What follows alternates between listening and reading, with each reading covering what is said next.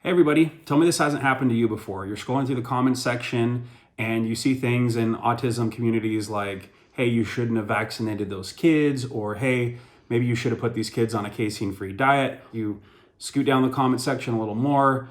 You start to see comments like, you must have voted for Trump, you must have voted for Biden. You scroll down a little more, people are calling each other Nazis, so on and so forth.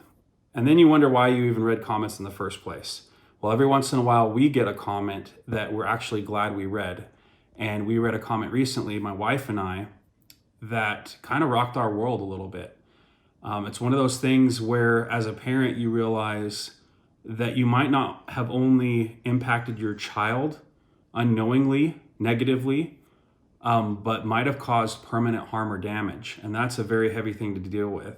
Fortunately, we don't think permanent damage was done to Ian, and we're referring to side effects of his medication.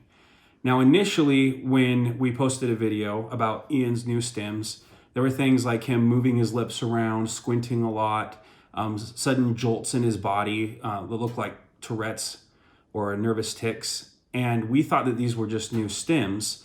And I hope you'll give us some allowance, because as autism progresses, we learn more. People suggest new things. We do more research. That's just part of the process.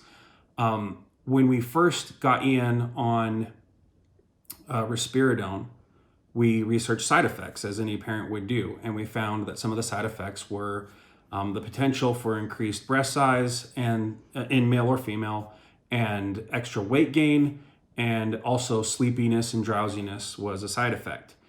We did notice a little bit of all those things, but it was well within control and things were going okay. And I would say, as we've said in our other videos, that it was a night and day difference. Ian is a much different creature, if you want to use that term, on medication than off. It's like Jekyll and Hyde. I've used that reference before. Now, we didn't know about tardive dyskinesia, and I'm willing to bet most of you watching this video haven't heard of tardive dyskinesia until I just mentioned it. And the person in the comments, and thank you for your comment, by the way, mentioned that to us. And at first I was like, oh, is this another one of those like pseudoscience things, one of those quack things? And I decided to do research on it. A little voice inside my head told me you need to dig a little deeper on this. And I did look into it. And sure enough, tardive dyskinesia, I can hardly say that word, is a side effect of antipsychotics, which risperidone is one. So immediately, my wife and I started talking about it, like, what are we going to do about this? We were worried that some of those side effects that Ian was exhibiting might be permanent. So we decided to schedule a doctor's appointment and see if we could get Ian on a different medication. Also, one of our concerns was jumping from one frying pan to another. So right now, Ian is on Abilify, which, as many of you know who have children on the autism spectrum, that Abilify is another antipsychotic. So are we just robbing Peter to pay Paul? Well, I didn't do this video for about 2 weeks until after Ian had already been on Abilify, because we kind of wanted to see how he reacted to it. So far, so good. I would say things are a little bit better. It doesn't mean things are going to stay that way, but we're watching him like a hawk to make sure that he doesn't have the same side effects that he did on risperidone, or else what's the point, right? So we're hopeful. Now, I've heard other autism parents say that when they medicate their children over time, they kind of go through that whole medication cocktail where they go from one medication to the next, because there's always side effects. I mean, any of you who have watched any pharmaceutical commercial, obviously at the end, they have those clauses, those statements, may cause diarrhea, vomiting, neck pains, back pains, maxing out your credit card, so on and so forth. There's all these different side effects that come with any medication. So for those who would say in the comments, why don't you just take them off medication? It's doing more harm than good. I think you're really oversimplifying things. We would love as parents not to put any of our kids on any medication and just have them live normal, healthy lives, but they don't live normal, healthy lives. Ian has a tremendously hard time when he's off of medication. Like I said, he's a different person.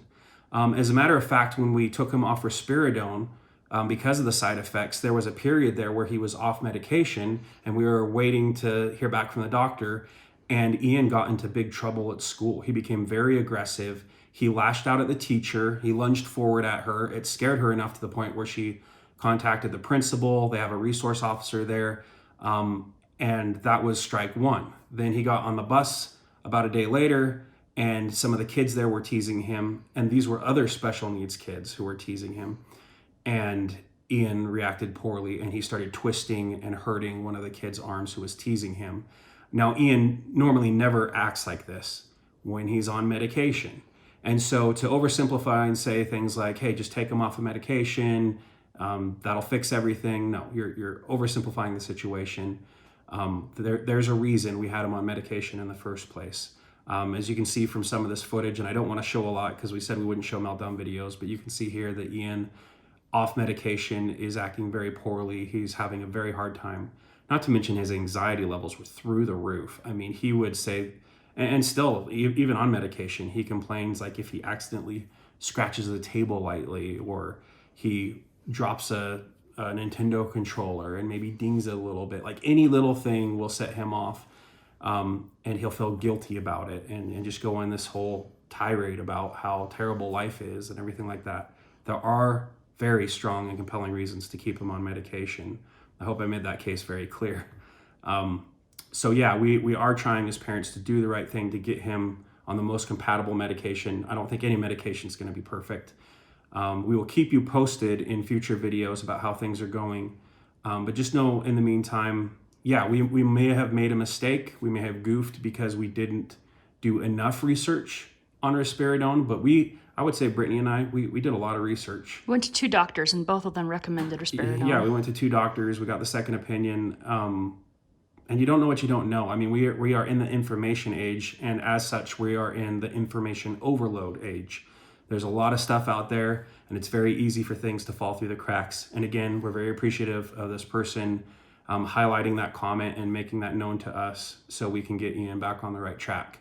So also, if you have any comments that are not anti-Trump or anti-Biden or political in nature, please leave them below. And please be very civil in the comments, and we would love to respond to you. Thanks.